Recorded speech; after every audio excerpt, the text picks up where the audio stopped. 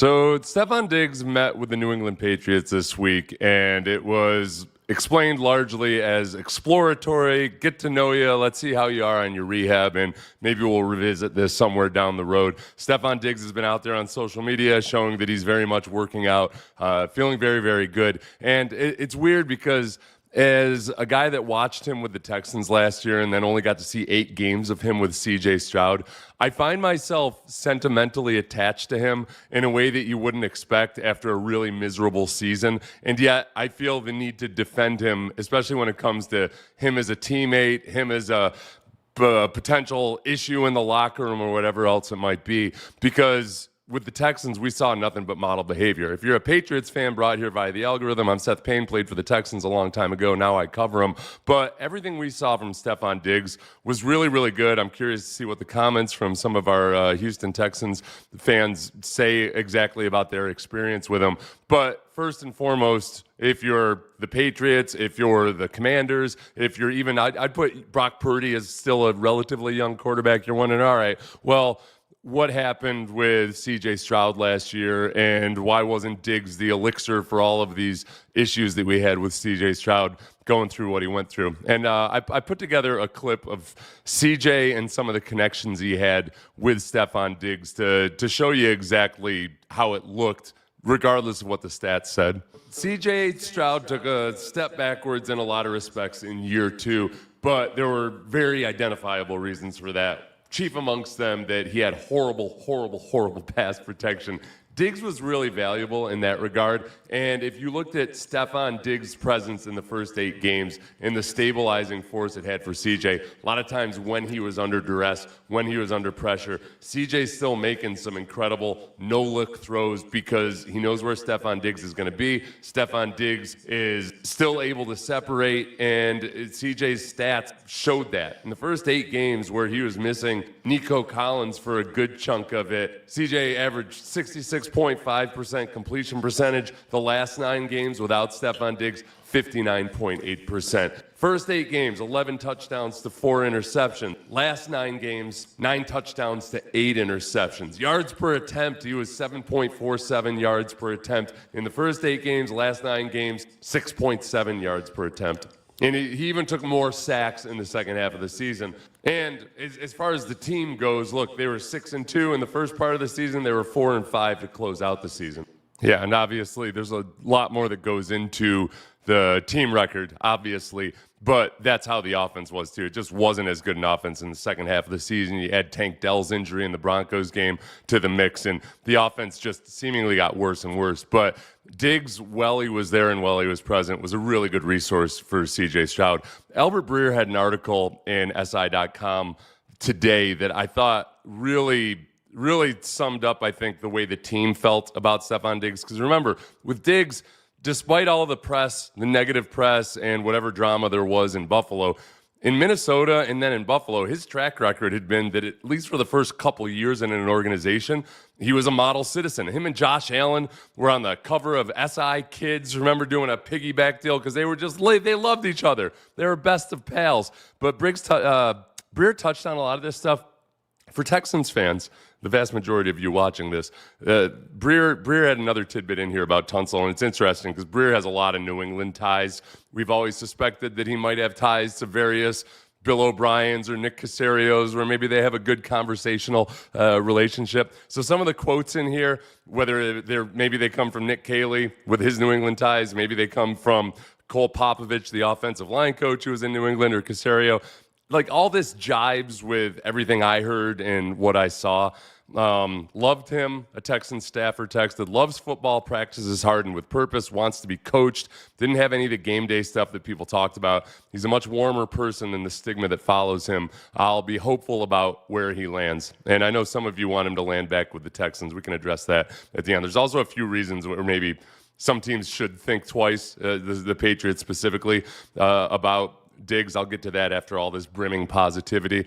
The other quote, he was great, super competitive, great practice player. With Diggs visiting, with Diggs visiting the Patriots, as we texted, I would sign him if I was them.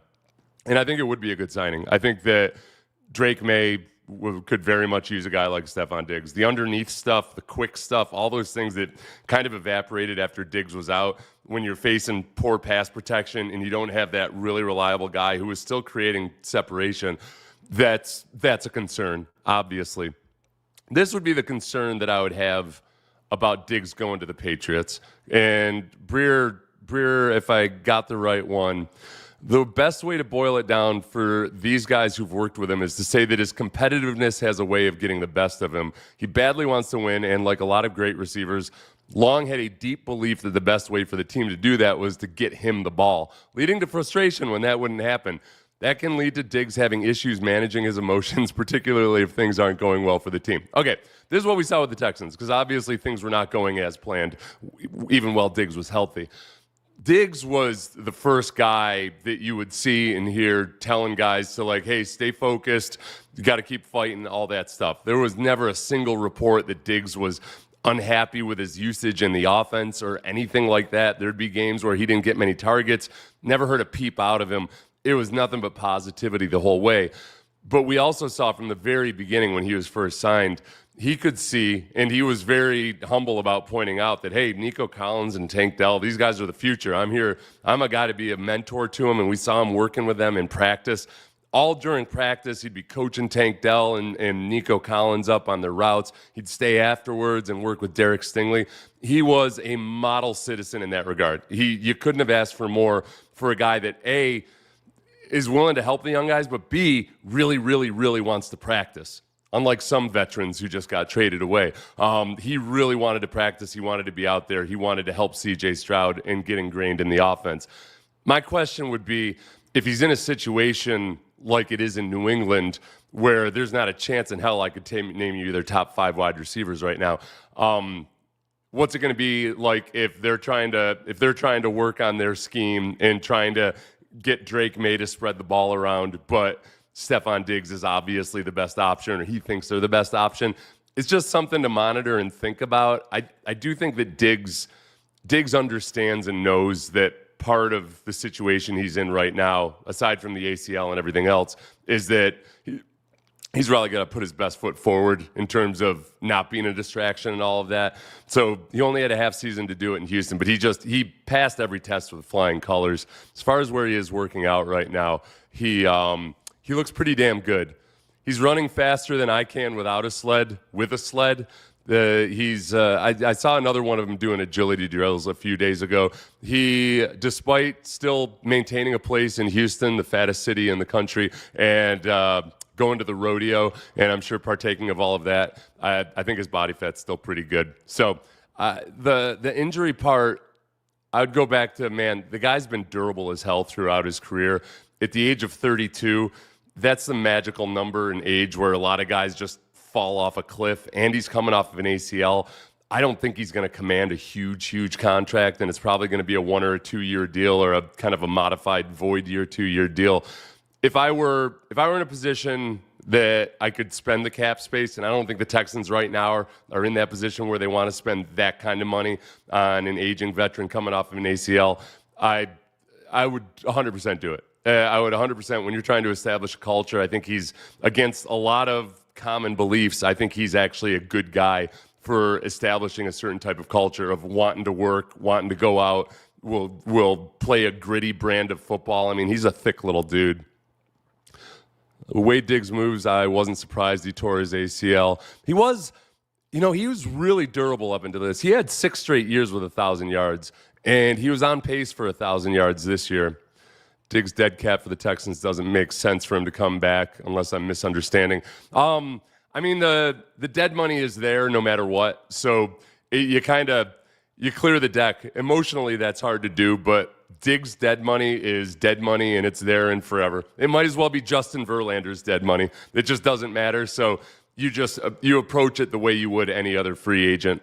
So it's you gotta not forget, to flush the money you lost by giving him a 1 year deal.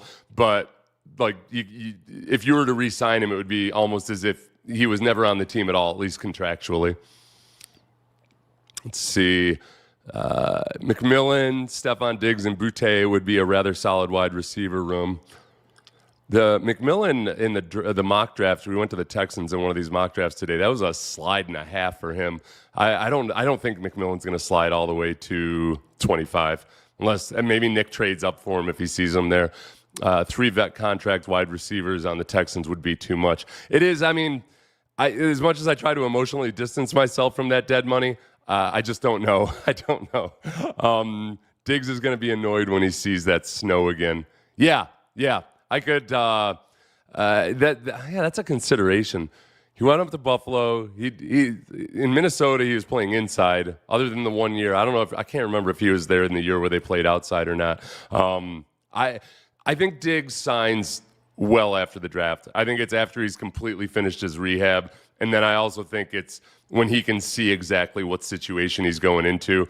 How does he feel? Maybe the Patriots draft a wide receiver, whatever it might be. And I think that would actually be a bonus for Diggs. I don't think he wants to be the only guy out there attracting or commanding attention. I think that was one of the things that appealed to him about the Texans, even though I know it was a trade, but he was cool with coming here. He was pretty excited about it. Why shouldn't the Texans sign him? CJ wants him. If CJ wants him back, I think the biggest thing, I don't worry about his dead money. I think about where you're spending money right now, and they've spent money on short-term solutions on the offensive line, or at least patchwork solutions. They traded for Christian Kirk. He comes with a price tag. There's going to be at least another couple maneuvers and maybe a trade or whatnot. I think that I'm not ruling it out at all. I think the Texans very much could.